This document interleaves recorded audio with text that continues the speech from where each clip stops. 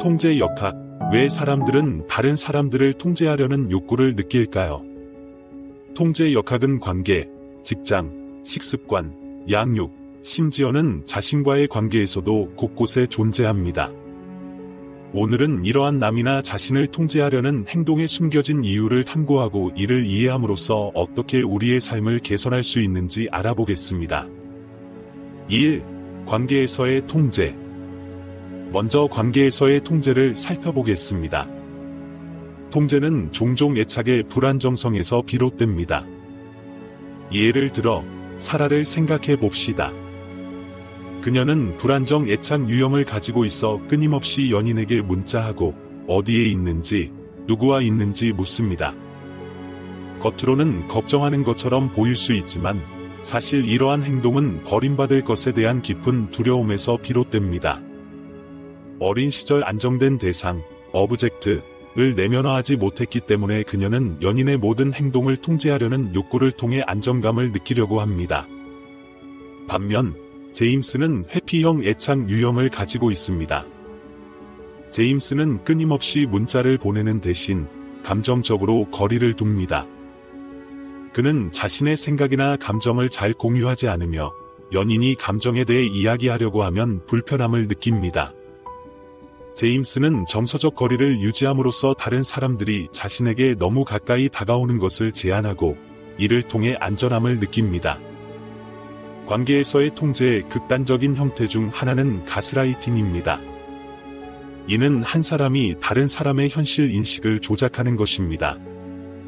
예를 들어 마크는 그의 연인 네이첼의 우려를 일관되게 경시합니다. 네이첼이 그가 자신을 화나게 했던 일을 언급하면 마크는 너는 과민 반응을 하고 있어 혹은 그런 일은 없었어라고 말합니다. 시간이 지나면서 네이첼은 자신의 기억과 인식을 의심하게 되고 이는 마크가 그들의 관계에서 더 많은 통제권을 갖게 만듭니다.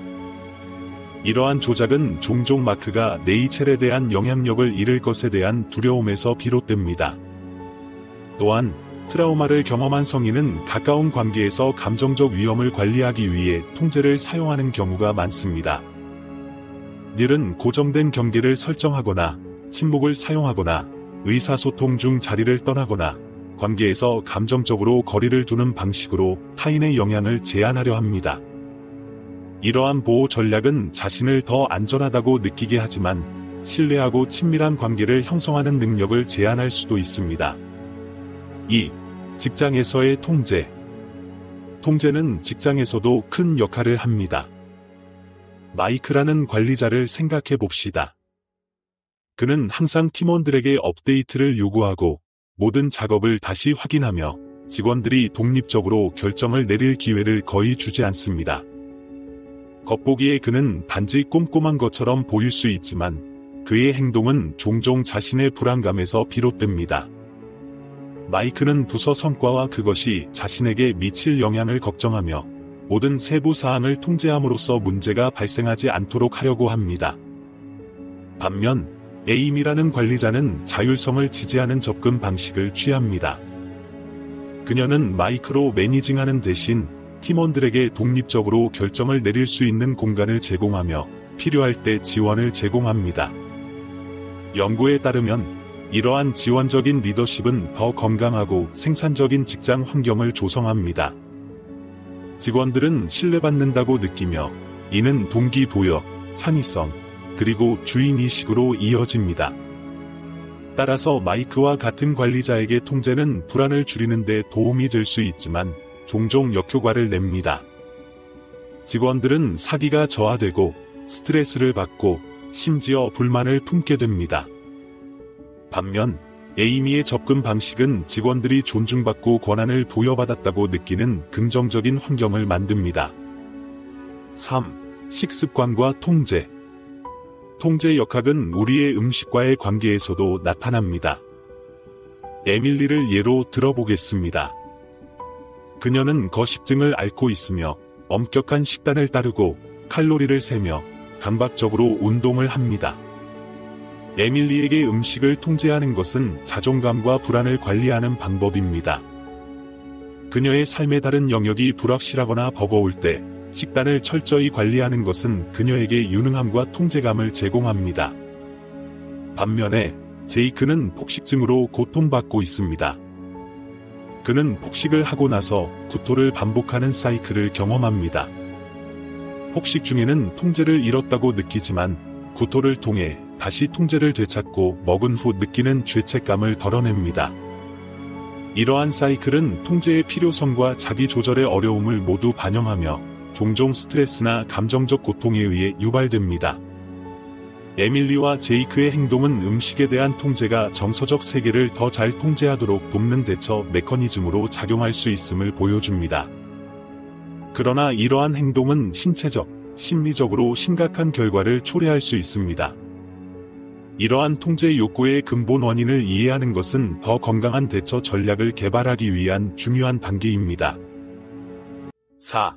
양육에서의 통제. 통제 역학은 양육에서도 자주 나타나며 부모의 두려움, 불안감 또는 해결되지 않은 문제들이 자녀의 행동, 선택, 심지어 감정까지 통제하려는 욕구에 영향을 미칩니다. 이러한 통제는 미묘한 방식으로 나타날 수도 있고, 지나치게 엄격한 규칙, 보다 명확한 방식으로 나타날 수도 있습니다. 자녀가 누구와 어울리고 어떤 활동을 할 수 있는지 통제. 경계를 설정하는 것은 양육의 필수 요소이지만 과도한 통제는 자녀가 자율성과 회복력, 자신감을 키우는 것을 방해할 수 있습니다. 카렌이라는 어머니를 예로 들어보겠습니다. 그녀는 어린 시절 방임을 경험했으며 자신의 딸 엠마를 모든 위험으로부터 보호하기로 결심했습니다. 카렌은 엠마의 활동을 면밀히 감독하고 그녀의 숙제를 철저히 점검하며 실패하거나 다칠 수도 있다는 두려움 때문에 새로운 것을 시도하지 않도록 격려합니다. 카렌의 통제 욕구는 안전과 안정성에 대한 자신의 해결되지 않은 불안에서 비롯되며 엠마의 환경을 철저히 통제함으로써 카렌 자신이 더 안전하다고 느낍니다. 그러나 엠마는 새로운 것을 시도하는 것을 주저하며 실수를 두려워하기 시작했고, 이는 어머니의 반응을 두려워하기 때문입니다. 이러한 형태의 통제적 양육은 종종 헬리콥터 부모라고 불리며 자녀가 독립성을 키우는 것을 막고 심지어는 부모의 두려움을 내면화하면서 불안이나 자기의심을 초래할 수 있습니다. 연구에 따르면 과잉 통제적인 부모 아래에서 자란 아이들은 성인이 되었을 때 자신감을 잃고 의사결정에 어려움을 겪는 경향이 있으며 자신의 능력을 시험해 볼 기회를 가지지 못했기 때문입니다.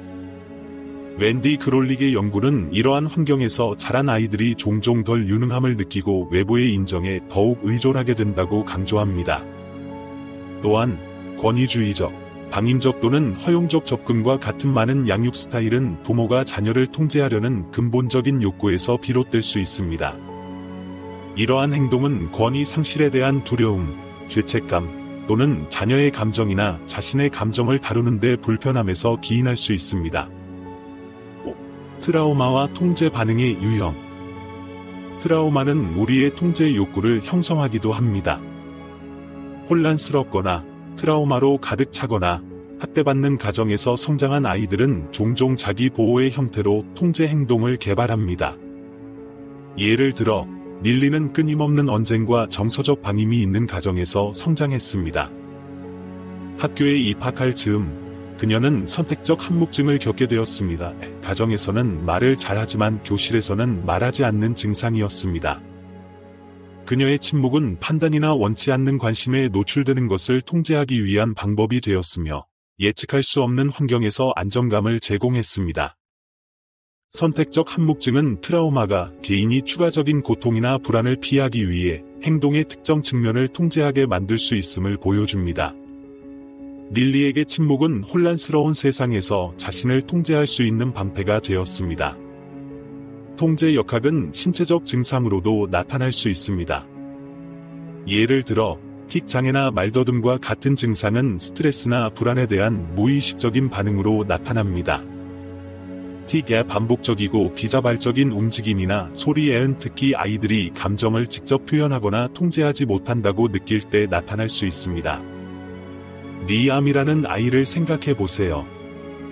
그는 부모님의 높은 학업 및 과외 활동 기대에 따라 목을 가다듬는 틱을 개발했습니다. 부모님의 의도는 긍정적이었지만 리암은 부모님을 실망시키지 않으려는 압박감을 느꼈고 스트레스를 언어적으로 표현할 수 없었기 때문에 그의 몸은 틱이라는 방식으로 이를 표출했습니다. 틱은 그의 환경과 감정을 통제하려는 미묘한 방식으로 작용하며 그가 의식적으로 선택한 것은 아니지만 그가 느끼는 압박감을 완화하는 데 도움을 주었습니다. 연구에 따르면 틱은 스트레스나 높은 기대치가 있을 때 더 빈벌하거나 강해지는 경향이 있어 틱이 대처 메커니즘으로 작용한다는 것을 보여줍니다. 정신분석 관점에서는 틱이 아이들이 무력감을 느끼거나 지나치게 통제된 상황에서 통제감을 되찾을 수 있는 방식으로 작용할 수 있다고 봅니다.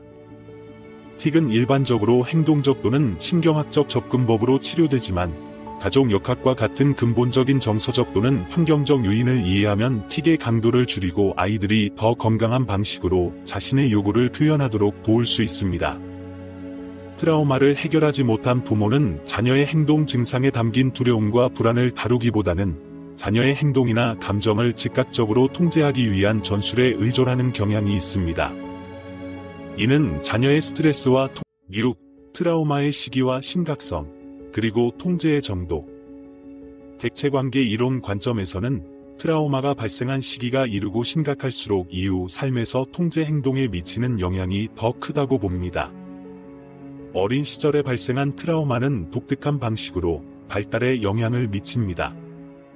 생후 10개월 이전에 트라우마가 발생하면 아이들은 깊은 고독감과 공허감을 경험하는 경우가 많습니다. 이러한 경험은 감정을 조절하기 위해 환경을 과도하게 통제하려는 행동을 유발할 수 있습니다. 이는 타인에 대한 깊은 불신에서 비롯되어 가족 구성원에게 과잉 보호적이거나 통제적인 행동으로 이어질 수 있습니다. 앨런 슈어, 앨런 스코어와 다른 연구자들의 연구에 따르면 초기 트라우마는 감정 조절과 애착을 방해하며 개인에게 지속적인 불안정감과 두려움을 관리하기 위한 강렬한 통제 욕구를 남깁니다. 극단적인 경우, 이러한 생존 중심의 통제 욕구는 언어적 또는 비언어적 조작, 심지어는 신체적 공격성과 같은 적대적인 행동으로 나타날 수 있으며, 이는 다른 사람들, 심지어 자신의 자녀에게도 영향을 미칠 수 있습니다. 트라우마가 생후 10개월 이후 18개월 이전에 발생하면 이 시기는 안정된 애착이 아직 형성 중인 시기이기 때문에 아이들의 발달 중인 뇌는 여전히 취약합니다. 이 시기의 아이들은 정서적 거리두기와 자신을 보호하기 위한 강한 경계 설정과 같은 방식을 채택할 수 있습니다. 예를 들어 생후 18개월 이전의 신체적, 정서적, 또는 성적 학대, 방치, 또는 버림받는 경험을 한 아이들은 극단적인 과민 반응, 피해 망상, 통제 성향을 성인이 되어서도 무의식적인 방어 기제로 발달시킬 가능성이 있습니다. 이러한 성향은 자신이 위협을 받을 수 있다는 인식에서 비롯됩니다. 트라우마가 18개월 이후 3세 이전에 발생하면 아이들은 자신을 엄격히 규율하는 방식으로 통제를 내면화할 수 있으며 내면 세계를 관리하기 위해 엄격한 규칙과 도덕적 기준을 고수하려는 경향을 보일 수 있습니다. 이러한 초기 트라우마 경험은 뇌가 불안정성이나 위험을 예상하도록 배선되면서 깊은 두려움, 피해 망상, 분노, 죄책감, 그리고 불안을 내면화할 수 있습니다. 이는 일상생활, 직장 또는 관계에서 지속적으로 두려움, 피해 망상, 분노, 죄책감 또는 불안이나 스트레스를 느끼는 아이 또는 성인을 만들 수 있습니다.